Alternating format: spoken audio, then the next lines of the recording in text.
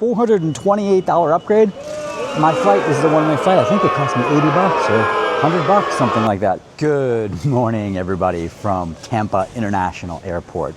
Man, it is early this morning. If I look tired, I am tired. Flying up to Buffalo this morning to see my family. I do this route often, traveling on Southwest for a change. Been on Southwest many times, but not so much in the last few years because it seems like their prices just keep going up. And I am a cheapskate. I travel this route often, and man, I'm telling you, Frontier just kicks Southwest's ass in terms of prices on this route. I mean, it's usually double or more the price. Do I want to travel on Frontier Airlines? No, I do not. I'd rather travel on Southwest, but the price is rarely good. Also, you know, just before we get into the flight here in the review, how do I feel about Southwest from all my previous experiences? Well, not that good, to be honest with you. Mixed bag for me with Southwest coming into this experience because I'm not into the open seating policy. Now this is changing, thank God, hallelujah, because I'm not into open seating. January 27th, 2026, I believe it is, the policy is going to change. So they're getting rid of the open seating. Thank God. I know some people love it. I can't stand it. I'm telling you, I mean, what is more likely?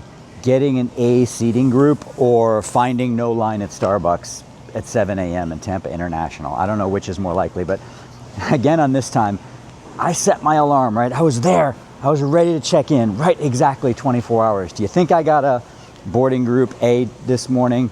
Of course I did not. I don't think, I could be wrong, folks. I don't think I have ever in my entire career as a traveler gotten the A boarding group with Southwest, and I'm usually pretty diligent. This morning, what am I at? I'm position B36. So this is a Boeing 737 and 800 series, and I believe those have 175 seats. And so I'm going to be person number 96 boarding the aircraft, 96 out of 175 if everybody shows up. So I'm in the second half. So what sort of seat am I going to get? God only knows, but I never get that A boarding group. Why not? A lot of stuff going on here, folks, with that. Are you wondering how come you never get the A boarding group? Well, first of all, there's connecting flights. So you could be, if you're the second leg of a connection, somebody else was able to check in before you were able to. People buy the early bird check-in, which supposedly you can get for as low as $30, but not always $30.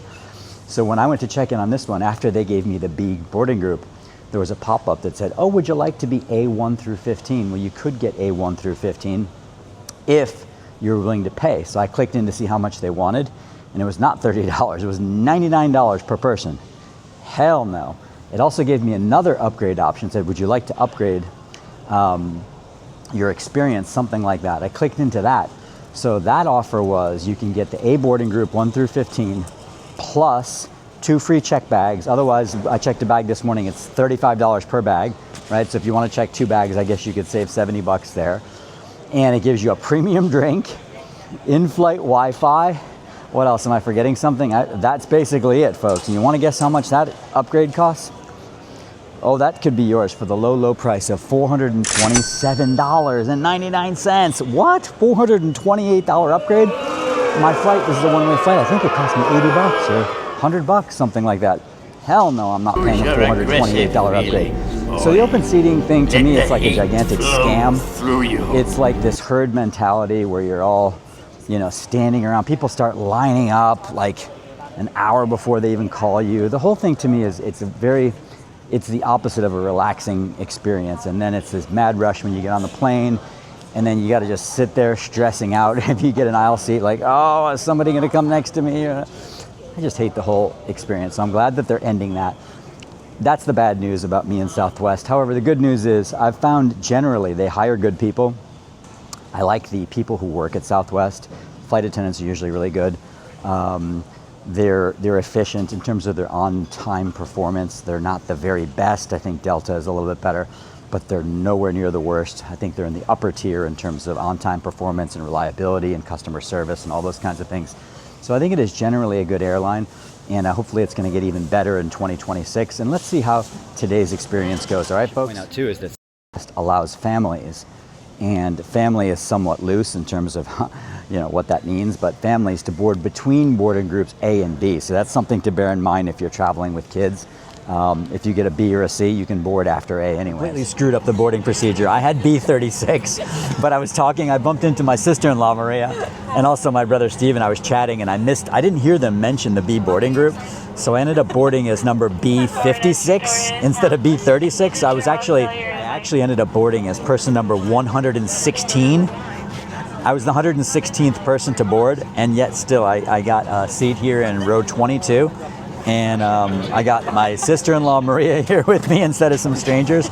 And my brother Steve apparently took a middle seat because he saw some more extra legroom. So it worked out okay, so I boarded as number B56 and it worked out fine. So in terms of the seats and the legroom and such, Southwest is very standard. You can see I'm 5'11", 165 pounds. I take up most of the width of this seat. As you can see, this is the width.